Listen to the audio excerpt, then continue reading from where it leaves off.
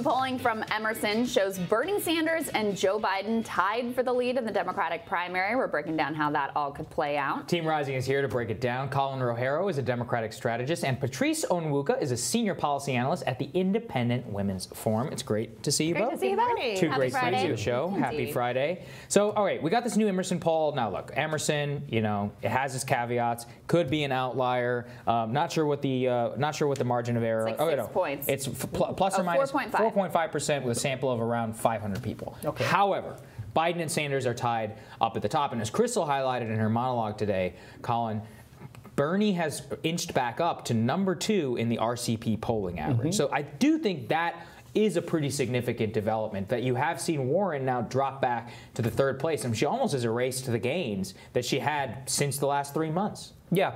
I think, you know, Elizabeth had a lot of trouble when she was in the process of having the plan for her Medicare for All plan. That was it. And it was a little bit damaging because she was very authentic and very clear and very straightforward about all her plans previously, and this one kind of got muddied up. And I think that white liberal vote that shifts around between all 3 of these candidates moved away from her at that time. But we're still close to a statistical tie. So let's see what happens over the next 3 months. Absolutely. Yeah. What do you think, Patrice? Yeah, I mean, I think obviously Warren's lost support. It's more interesting when you look at the demographic breakdown between Biden and Warren. Biden obviously is getting those older 50 voters, and between Biden and Bernie. Bernie's getting the younger voters, but then blacks are still sticking with Biden, and Hispanics are going to Bernie. So I think there's something interesting where Warren is still trying to break through to those demographics, and she's not making any headway. That's the thing. I mean, it really is, between Biden and Sanders, it really is generational. They both have their working class support. They both have multiracial support. Sanders' coalition is younger. I mean, he wins African-American voters under 50. His coalition is the young folks.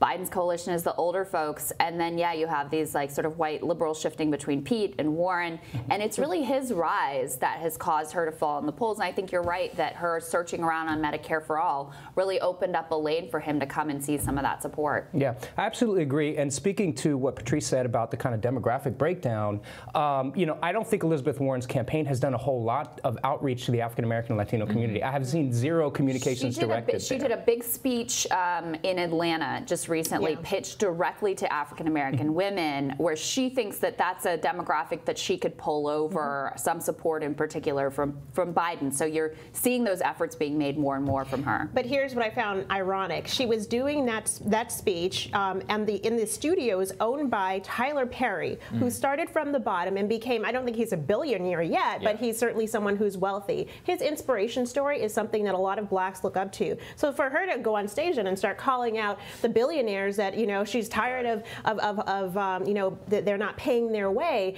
and hitting people who are wealth generators or people who've just started and created something for this country is very ironic considering where she was speaking. I think it was interesting too, because you generally see, you know, she has a very, Crystal talked about this earlier, in California in particular, Colin, she's only 4 staffers on the ground. Is that right? Staffers. 9 staffers. She's Somebody got else 9. has 4. Bernie's got 40. And then if you look at the 5. Latino support, I mean, a huge amount, Latinos are overwhelmingly in the donations are giving to Bernie Sanders. I mean, it just shows that, you know, if it comes down to Biden and Bernie, I mean, given all of these minorities in the Super Tuesday states in Nevada and in California, she's starting off with a lot of advantage, but very quickly it switches over to a disadvantage. Yeah, absolutely. And look, Univision did a study recently with a polling friend of mine, and it said, oh, you know, very surprisingly, if you communicate with Latinos, they will vote for you from a margin of 16 percentage points. And I'm like, oh, well, you know, thank you for putting that. This is very obvious, right? So I think in some cases they're suffering from that. People know the Joe Biden name, so he's obviously got some affinity there. Bernie has had outreach to the Latino community starting with this 16 campaign. It was regular, it was very clearly done in the voice of Latinos, and it was culturally relevant. Elizabeth Warren hasn't done that yet. And I don't really know why, but she needs to if she wants to kind of pull some of that vote away, and I think it's going to be a very active part of the voter base. She's really betting, Patrice, that Iowa and New Hampshire can set a narrative which will get black voters and Latino voters to see her as electable and give her a chance. But I don't think it's the same calculus, because everybody says says, oh, well, Barack Obama won Iowa, and then all the black voters in South Carolina give him a chance.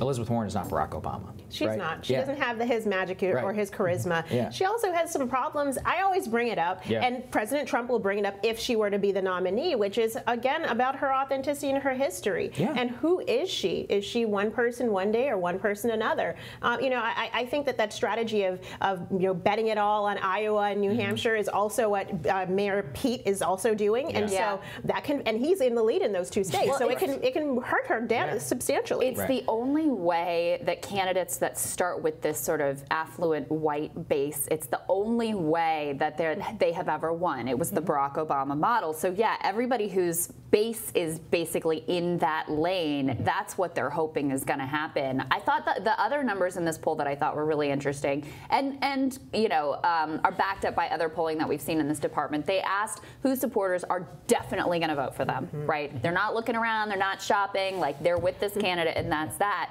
Bernie Sanders is #1 here, and this, again, we've seen in a lot of polls. He's at 71% of his supporters are definitely with him. That contrasts to 60% of Biden supporters, another solid number, 46% of Warren supporters, and Colin, only 31% of Buttigieg supporters say they are definitely with him at this point, in this poll at least. Yeah, and I'm actually not surprised about that. Bernie has had the strongest, most vocal, most consistent base of any of the candidates from his 2016 race on. They're still with him, and they haven't moved away a lot. So I'm not surprised about that. I think Biden's is a little bit softer than maybe what is kind of revealed in those polls. I think people just haven't been introduced enough to the other folks. Buttigieg is new. He's new on the scene, and I think people are still feeling him out, especially in a state like Iowa. Does this guy fit the mold for us, and is he electable? I think there's a little bit of electability question. I think Buttigieg is a very ephemeral candidate, right? So he will rise and fall. And Chuck Roach, I said this in our post-debate show, he's got 10-to-1 spending on TV in Iowa and New Hampshire, so he's blanketing the airwaves. But, I mean, this is a very kind of ephemeral thing that could just slip away from you instantly, Patrice. And again, I mean, we're going back to the fundamentals of, like, why are you running for president? I think Bernie Sanders has a theory of the case. I think Joe Biden has a theory of the case. Even Elizabeth Warren, she has her theory of the case. I don't see it for Pete Buttigieg. I really don't. Well, and then now talk about Deval Patrick entering the race and potentially Mayor Bloomberg. And he filed, so he is running. He's filed, so he's running now. These are three people who, again with Mayor Pete, would be running in the same lane, which is not as far to the left as Warner or Bernie, but not as far to the Biden, center, not vanilla like Biden is. He still, I mean, people like Mayor Pete, particularly white, liberal East Coasters. That's great. But how are you going to reach out to the blue collar workers who look at him and say, I do not connect with you? Yeah, exactly. By the way, and I mean, we should say, even if Deval and Bloomberg only take a few points, right? If they take some of the focus, I mean, Pete has really benefited from a media love. You don't have to look further than the debate this week, where they give him tons of time. They don't ask him one critical question. I mean, it's just like crazy. How did that work out for Beto, though? Yeah. Well, good, fair. That's fair. Very fair. Or Colin, for that matter. You live by Vanity Fair, you die by Vanity. But even if they take a little bit, I will say Deval Patrick had to cancel his event at Morehouse. So embarrassing. The room was completely, 2 people showed up. Yeah. Painful. Again, maybe don't run if the only people who are asking you to run are like rich donor types. Just a thought. All right, guys, sit tight. Yeah, stick with us. We got more after the break.